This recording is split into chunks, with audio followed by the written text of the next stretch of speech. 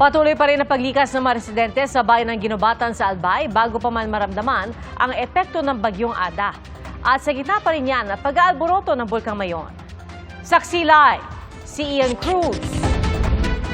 Ian?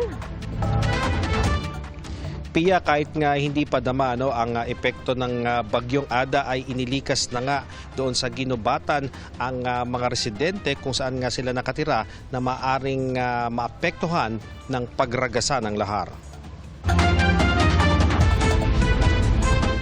Pami-pamilya na ang lumikas sa Barangay Maninila dito sa Ginubatan, Albay. Nakaalalay ang mga taga-barangay at munisipyo pati na mga bumbero sa kanilang paglikas. Karamihan sa kanila, mga mag-iina. Mahalaga raw na habang hindi pa ramdam ang epekto ng bagyong Ada, makaalis na sila. Yung lahar ba matindi ragasa dito sa inyo? Opo sir, kapag may bagyo po. Ano nangyayari? Yung ano po daanan namin, yung na ano po siya nahukay ng tubig. Itong kanilang barangay ay na-isolate kapag rumagasa po yung tubig na may lahar doon sa dalawang gali na nasa gilid ng kanilang barangay at ayaw daw po nila na ma-isolate sila dito kaya kailangan lumabas sila sa kanilang barangay. Sa Ginubatan East Central School dinala ang mga evacuee. Sa Barangay Masarawag, magkatuwang naman ang MBRRMO at mga sundalo sa pagpapalikas. Nalulubog kasi sa tubig at lahar ang mahabang bahagi ng kalsada at komunidad kapag malakas ang ulan. Gawa po ng yung galing po sa sa Mayo, dito po sa amin lumabas. Lahar po yun. May kasama pong lahar, saka yung mga bato-bato. Mahigit 2,000 pamilya ang nais ng Ginubatan LGU na mailikas mula sa Maninila at Masarawag. At sakaling hindi kusang lumikas ang ibang residente. We will do it po naman na magpa-forced evacuation just to ensure po na safe ang ating mga kababayan. Ganito ang Masarawag Gali sa bayan ng Ginubatan na nasa 8-kilometer radius mula sa Bulkang Mayon. Kilala itong nilalamo ng lahar kapag malakas ang ulan. Pero hanggang kanina, marami pa rin dumaraang malalaking quarry truck.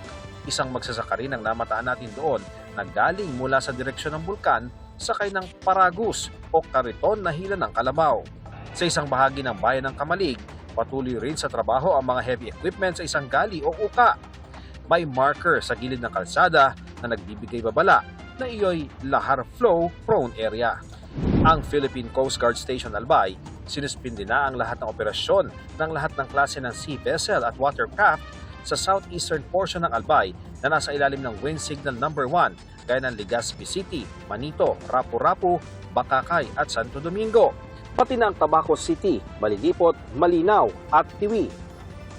Samantala mula sa bayan ng Daraga, bago pumutok ang liwanag kaninang umaga, nakita pang nagniningning ang Bulkang Mayon.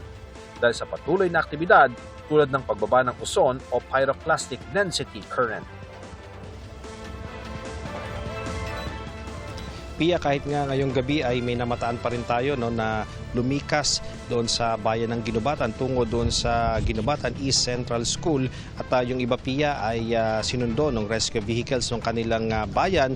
Yung iba naman nakita natin na talagang sila mismo ang lumikas na kusa sakay ng kanilang tricycle o motorsiklo at ang sinasabi sa atin ng LGU ng Ginubatan talagang titiyakin nila na walang tao doon sa vulnerable area para nga matiyak ang kaligtasan ng lahat. At live mula rito sa Albay para sa GMA Integrated News, ako si Ian Cruz, ang inyong saksi. Mga kapuso, maging una sa saksi. Mag-subscribe sa GMA Integrated News sa YouTube para sa iba't ibang balita.